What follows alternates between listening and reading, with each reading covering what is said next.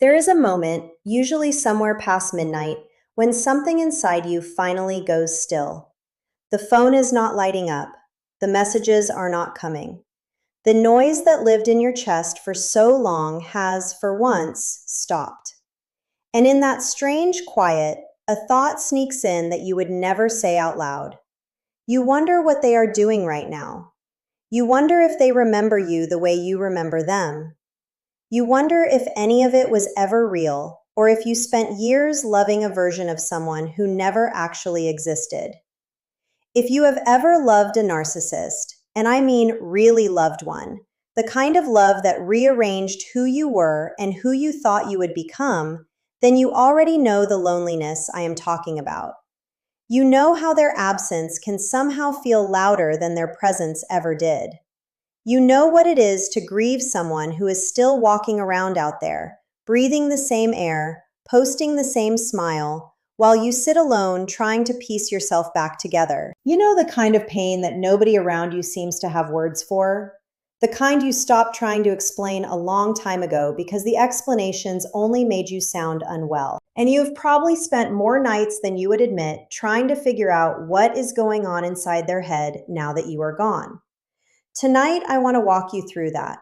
Not the version they perform for the new people in their life, not the rebrand on social media, the real one. What actually happens, in the order it happens, behind the doors they would never let you see again.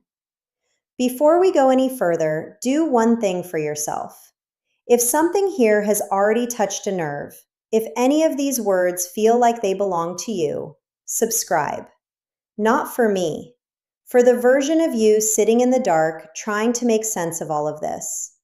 The road back to yourself is longer than people warn you about, and you should not have to walk it without a voice in your corner that actually understands what you survived. Subscribe so that next time it is 2 a.m. and you cannot sleep, there is somewhere to come back to. A place that does not ask you to shrink your pain into something easier for other people to handle. Now stay with me, because what comes next will explain things you have been trying to understand on your own for years. The first thing a narcissist feels when you leave is not sadness. It is disbelief. Cold, almost frozen disbelief. Because in their version of reality, you were never supposed to be the one to walk away. You were supposed to keep apologizing first. You were supposed to keep carrying the weight. You were supposed to keep coming back no matter what they did. So when your silence finally becomes real, their mind cannot accept it. They replay the last conversation over and over, not because they miss you, but because they are hunting for the exact moment they lost their grip. They pick apart your words. They tell themselves you are testing them. They tell themselves you are bluffing, that you will fold within the week, that you cannot possibly survive a life without them in it. They picture you crying in the dark, regretting everything, waiting for them to come save you from the choice you made. This is not love. This is the mind of someone whose whole identity was built on owning you, refusing to accept that the mirror has cracked. And while you are sitting somewhere alone, trying to breathe through what feels like a death, they are sitting somewhere else, refusing to believe the story is over. That refusal will quietly bleed inside them longer than you would ever guess. Once the denial starts to crack, something more dangerous shows up: the ego injury. If you have ever wondered why narcissists react so violently to being left, this is what is happening underneath. They do not experience rejection the way a normal person does. For them, rejection is not painful. It is annihilating. It threatens the entire fragile thing they have spent a lifetime building, so they never have to feel small. Underneath the arrogance, the charm, the cruelty, there is a child who decided very early on that being truly seen was dangerous. So they built a fortress. And without knowing it, you became part of the wall. When you walk away, you do not just end a relationship. You expose the lie they have been telling themselves about who they are. You become living proof that they are not as powerful or as irreplaceable as they need to believe they are. And that proof is unbearable. So they start rewriting the story. Suddenly, you were the unstable one. Suddenly, you were ungrateful, dramatic, impossible. They will tell that version to anyone who will sit still long enough to hear it. Not because it is true, because they need it to be true to survive looking at themselves. Every story they tell about you is really a confession about them. Every insult is a bandage on a wound you did not create. You only revealed it. And while they are out there rebuilding the narrative, you are quietly becoming the thing they fear most. Someone who knows what they really are and no longer needs their permission to say it. After the ego injury settles in, obsession takes over. And this is the stage almost nobody talks about honestly. A narcissist who has lost their main source of supply does not just move on. They become consumed. They watch your social media from accounts you do not know exist. They ask mutual friends questions that sound casual but were rehearsed. They drive past places they know you go. They notice who likes your posts, who comments, who shows up in your photos, who is standing close to you in pictures you did not even realize they were studying. This is not love. Please, do not let your heart talk you into believing it is. This is surveillance dressed up as longing. It is the behavior of someone who needs to know you are still affected, still bleeding somewhere, still tied to them by an invisible thread. Because the moment you are truly free, the moment your life keeps moving without their shadow on it, something inside them dies. So they watch, they wait, they convince themselves that if they can just find the right line, the right apology, the right confession at the right hour of the night, they can pull you back into the orbit. They study your healing the way they once studied your weak spots. They look for the lonely nights, the anniversaries, the holidays, the moments they know your guard is lowest. What looks like devotion from the outside is panic on the inside. The more whole you become, the more obsessed they get. Hold on to that. Your healing is the thing that haunts them. Your peace is the punishment they cannot escape. And then, almost without warning, the rage shows up. This is the stage that scares people the most, and for good reason. A narcissist who has run out of denial, who could not soothe the ego wound, who has obsessed in silence without getting the response they needed, eventually erupts. Sometimes it is loud, a wave of cruel messages, a smear campaign that reaches places you did not know they had access to. People you trusted suddenly looking at you a little differently. Whispers in rooms you used to belong in. Sometimes it is the opposite, a cold, surgical silence. A new partner paraded in front of you at exactly the right angle. A post, a photo, a song, placed exactly where they know you will see it.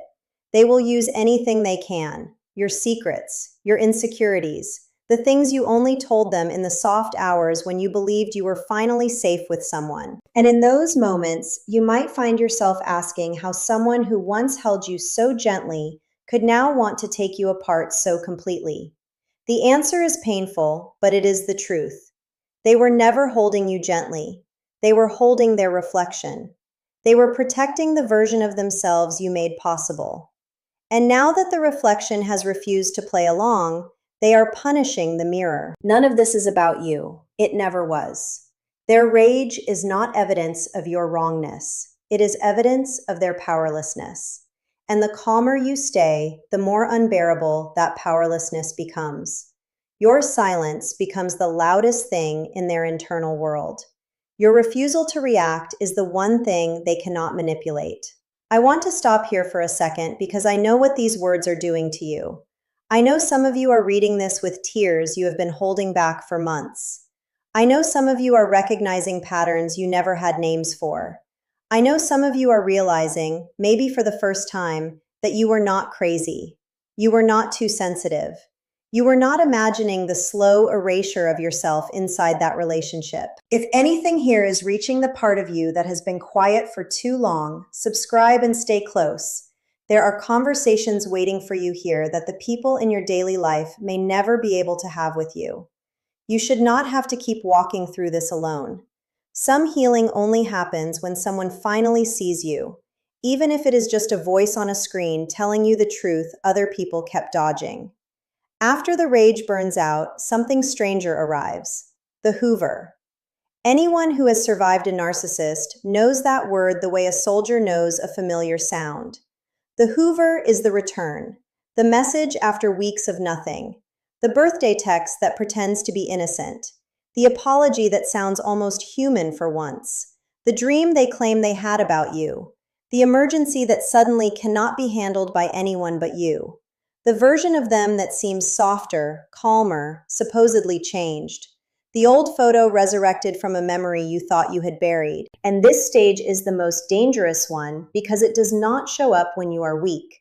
It shows up exactly when you are starting to feel free. They sense your distance the way an animal senses a shift in the wind.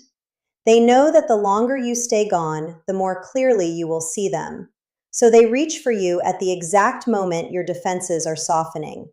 And the trauma bond, that invisible wiring built from years of being kept on edge, lights up in your body before your mind has time to catch up.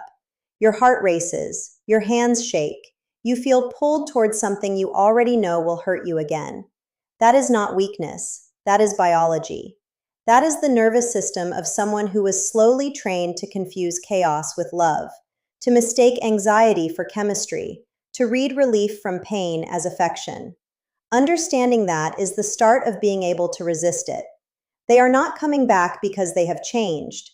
They are coming back because you have. And the version of you that is rising terrifies them in a way they will never have the language to admit. When the hoover fails, when the carefully written return does not produce the reaction they wanted, the last stage begins. And this one is quiet.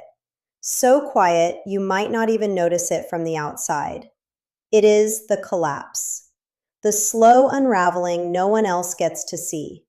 Behind the new relationship, the new hobbies, the new posts, the new city, the new circle of people clapping for them, there is a person being eaten alive by their own emptiness. Because the truth about narcissists, the one they will deny until their last breath, is that they cannot create love from inside themselves. They have to pull it from other people. They are walking hunger dressed up as confidence. And when someone like you, someone who saw them fully and still chose to leave, walks out, they lose something they will not be able to replace. They lose the one mirror that knew the truth and still reflected something beautiful back. Every new supply will eventually see what you saw. Every new beginning will collapse into the same familiar wreckage. And somewhere, underneath everything, in a place they will not let anyone reach, there is a quiet awareness that they lost the only person who might have loved them through the dark. They will not say it. They may not even let themselves feel it. But it lives in them like a low hum that never fully goes silent.